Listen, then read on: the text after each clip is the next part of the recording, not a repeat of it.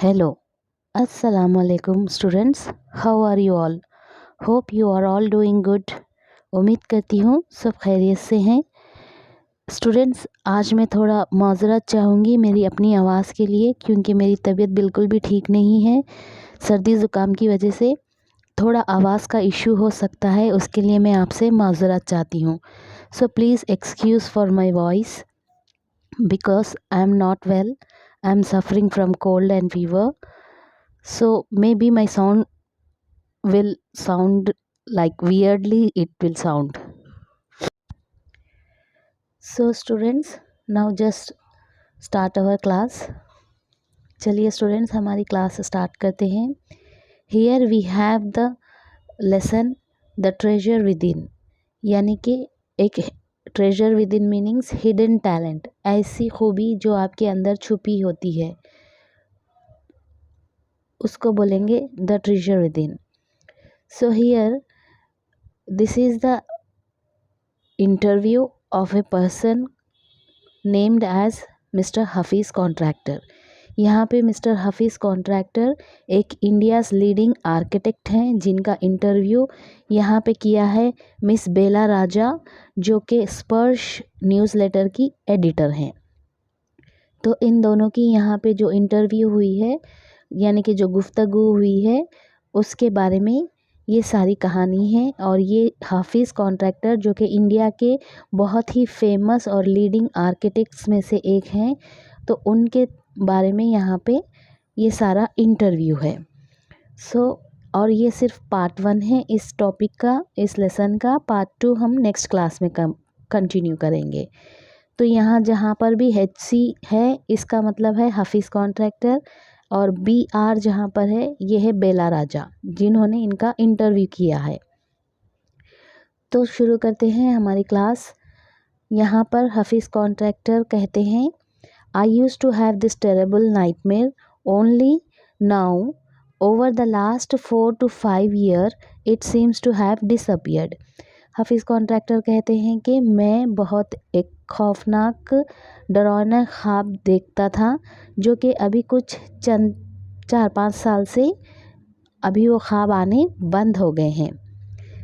तो बेला राजा यहाँ उनको क्वेश्चन करती हैं, what nightmare are you talking about and why do you think it has disappeared now. तो कौन से खौफनाक ख्वाब के बारे में आप बात कर रहे हैं और वो क्यों अब आपको आना बंद हो गए। Then Hafiz contractor replied, I used to get continuous nightmares about appearing for a maths examination where I don't know anything. Now the psyche must have gotten over it. I don't have to think about education and there is absolutely no time to get nightmares.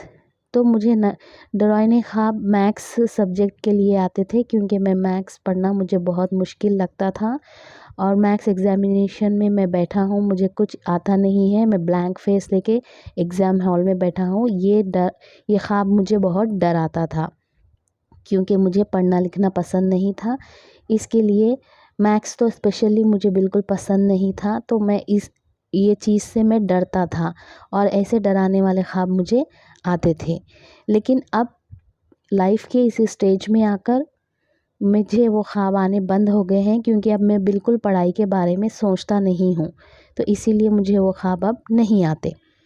Then Bela Raja ask, tell us something about your earliest memories in school. आपकी इब्तदाई school की तालीम के दिनों में आपकी क्या कैफियत रही, क्या हालचाल थे, ये इन्होंने इनसे सवाल किया। कौन सी ऐसी यादें हैं जो आपके स्कूल की, जो आप हमारे साथ शेयर करेंगे, बांटेंगे। Then Hafiz contractor said, in the first and second year I was a good student. After I reached the third standard I simply lost interest and I never studied. मैं first और second year में तो बहुत अच्छा student था, बहुत अच्छा तालिब इल्म था, पढ़ने में बहुत अच्छा था, लेकिन जैसे ही मैंने अपने थर्ड स्टैंडर्ड में गया, मेरी दिलचस्पी पढ़ाई से बिल्कुल ख़त्म हो गई।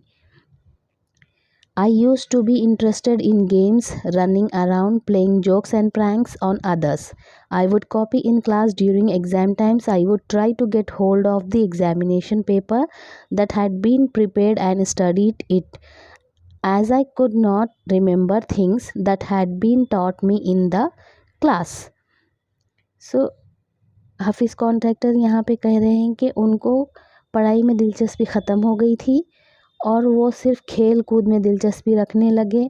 लोगों को उल्लू बनाना, उनके साथ मजाक करना, मस्ती मजाक करना, ये इन्हें बहुत अच्छा लगने लगा था और यही सारा दिन अपनी क्लास में यही करते थे वो। और एग्ज़ाम के लिए प्रिपेयर बिल्कुल नहीं होते थे, बस ये कहीं से चीटिंग करके एग्ज़ाम पास करने की कोशिश करते थे, क्योंकि जो कुछ क्लास में पढ़ाया जाता था उन्हें बिल्कुल भी याद नहीं होता था। इसीलिए वो चीटिंग करके एग्ज़ाम में पास होना, एग्ज़ाम से पहले एग्ज़ामिनेशन पेपर कहीं से उनको मिल जाए तो बस उसी पेपर के अकॉर्डिंग तैयारी करके एग्ज़ाम हॉल में जाना, ये इनकी हैबिट थी। However, later one sentence spoken to my principal changed my life. लेकिन एक दिन ऐसा हुआ कि मेरे प्रिंसिपल ने मुझसे कुछ ऐसा कहा जिसने मेरी पूरी ज़िंदगी को बदल दिया। When I approached my 11th standard, the principal called me and said, "Look here, son, I had been seeing you since day one. You are a good student, but you never studied. I have taken care of you till today. Now I can no longer take care of you, so you do it yourself." तो इनके principal ने इनसे कहा कि तुम एक अच्छे student हो, मैंने तुम्हें यहाँ तक कोशिश की कि तुम कभी फेल ना हो, इसीलिए यहाँ तक मैंने तुम्हारी हेल्प की है 11th स्टैंडर्ड तक। लेकिन अब जब तुम 12th स्टैंडर्ड में जा रहे हो तो तुम्हें खुद मेहनत करनी होगी पास होने के लिए। यहाँ मैं अब तुम्हारे लिए कुछ नहीं कर सकूँगा। Then he talked to me for 5 minutes. You don't have your father, your mother has worked so hard to bring up you and paid all your fees all these years, but you have only played games. Now you should rise to the occasion and study. तो उनके principal ने उनसे कहा कि तुम्हारे father नहीं है। Unfortunately हाफिज़ कॉन्ट्रैक्टर लॉस्ट हिज फादर। उनके फादर वालिद साहब नहीं थे। उनको पाल पोस के बड़ा करके उनको पढ़ाने लिखाने के लिए उनकी सिर्फ़ एक माँ ही थी, जिन्होंने बहुत मेहनत करके इनको पढ़ाया, बहुत मेहनत से इनकी स्कूल की फ़ीस भरती थी। तो इनके प्रिंसिपल ने इन्हें यही सब कुछ बताया कि किस तरह उनकी माँ ने मेहनत की इनको पढ़ाने के लिए, वो किस तरह अपनी ज़िंदगी में कितना हार्ड वर्क करते आई हैं। ये सब सारी बातें उन्होंने बताई। जब ये बातें उनको जब प्रिंसिपल ने बताई तो उसके बाद उन्होंने क्या किया, यानी कि हाफिज़ कॉन्ट्रैक्टर ने, I used to be a very good sportsman. I had been the senior champion for so many years and I also was the cricket captain. I used to play every game, but that year I did not step out onto the field. मैं एक बहुत अच्छा sports person था, यानी कि बहुत अच्छा खिलाड़ी था और मैंने क्रिकेट के लिए भी बहुत सारे क्रिकेट गेम्स भी खेले हैं, क्रिकेट का चैम्पियन भी रह चुका हूँ और क्रिकेट टीम का कैप्टन भी रह चुका हूँ। लेकिन अब जो है मुझे ये बात, प्रिंसिपल की बात सुनने के बाद मैंने खेल के मैदान में कदम नहीं रखा। I would go for prayer and all I would do was eat and study. I normally use to copy and pass, but I realise that once I was in SSC I could not do that. तो यहाँ पे principal की बात सुनने के बाद उन्होंने खेल के मैदान में कदम नहीं रखा और वो रोज़ाना जो है खाना और अपनी इबादत करना और पढ़ाई में अपना वक्त लगाना, इन्होंने ये शुरू किया। वो सारा दिन खाते रहते और इबादत करते और उसके बाद पढ़ाई में दिल लगाने की कोशिश करते। When I got a second class 50% in my SSC, my principal said, "Son, consider yourself as having got distinction. This is my memory of my school days." जब मैं अपनी हायर क्लासेस में, मेरे अपनी 10वीं की जमात में मैंने 50% से जब पास किया तो मेरे प्रिंसिपल ने मुझसे कहा कि तुम ऐसे समझो जैसे तुमने फर्स्ट क्लास अपने एग्ज़ाम पास किया, क्योंकि जो बिल्कुल भी नहीं पढ़ता था, जो पढ़ाई में बिल्कुल दिलचस्पी नहीं रखता था, वैसा इंसान अगर 50% में पास हो जाए तो उसके लिए बहुत बड़ी अचीवमेंट होती है, यही बहुत बड़ी बात होती है। तो यहाँ पर उनके प्रिंसिपल ने उनको यही कहा कि तुम ऐसे अपने आप को फील करो जैसे तुमने फर्स्ट डिवीज़न में अपना स्कूल पास किया है। तो ये मेरी बहुत खूबसूरत यादों में से एक याद है। I did lots of other things. See, as far as my things are concerned, I can't remember. I forget things very easily. To remember, I have to see things as a photograph. I read a book and I can remember the matter as a photograph, but not through my mind. That is how it works. तो ये कहते हैं कि इन्हें कोई भी चीज़ पढ़ने से याद नहीं होती, ये अपने जहन में चीज़ों को एक तस्वीर की शक्ल में देखते हैं, एक इमेज की शक्ल में उन सारे लफ्ज़ों को अपने जहन में बिठाते हैं, जिसकी वजह से इन्हें सारी चीज़ें याद होती हैं। इनके जहन में एक तस्वीर और एक फ़ोटो की जैसे चीज़ें जब देखते हैं तो उनको बेहतर याद होता है बजाय पढ़कर याद करने के।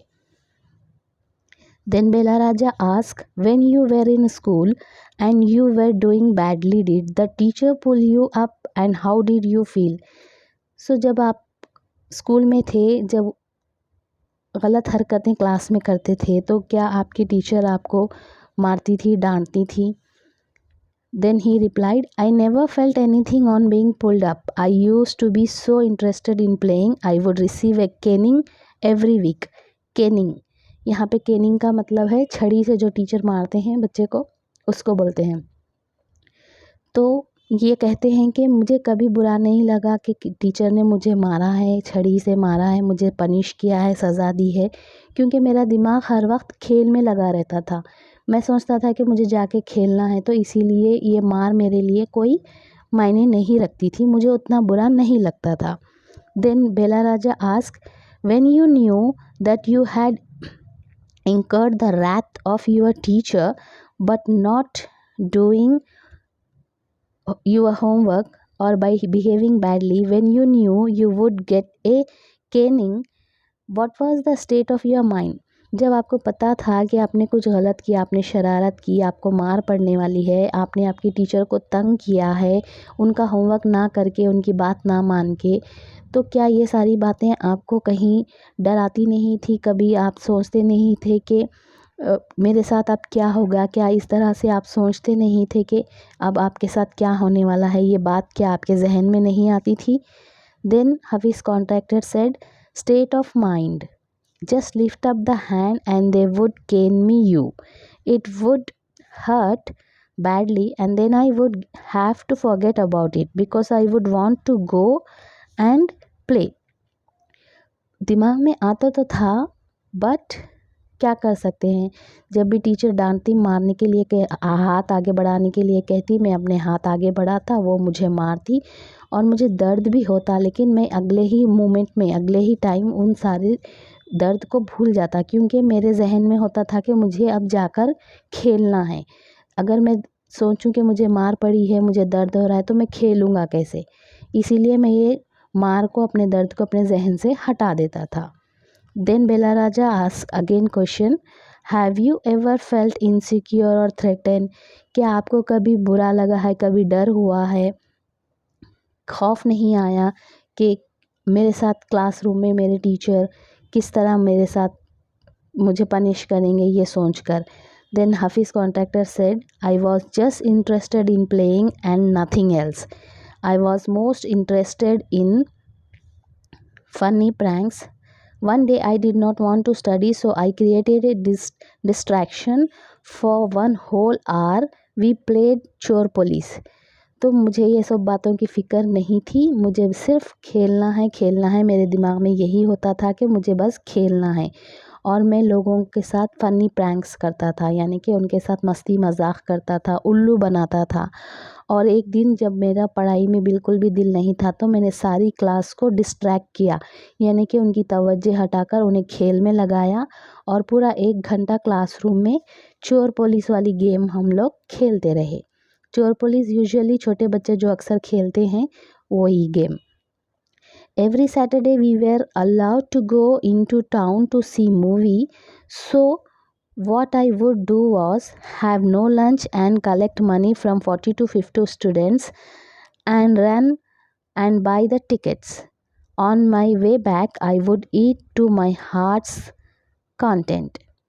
तो ये जैसे कि ये एक बोर्डिंग स्कूल में पढ़ते थे, तो इनको बोर्डिंग स्कूल में वीकली वंस सैटरडे के दिन इनको एक मूवी देखने की परमिशन होती थी। जैसे ही वो दिन आता, ये 40 से 50 स्टूडेंट्स के पैसे कलेक्ट करते और जाके मूवी का टिकट लेते और वापस आने के बाद अपना मन भर के, अपना पेट भर के खाना खाते, जब तक कि वो सेटिस्फाई ना हो जाए इतना वो खाते। I used to be the leader of a gang. We would have gang fights and plan strategies. These things used to interest me more than any academics.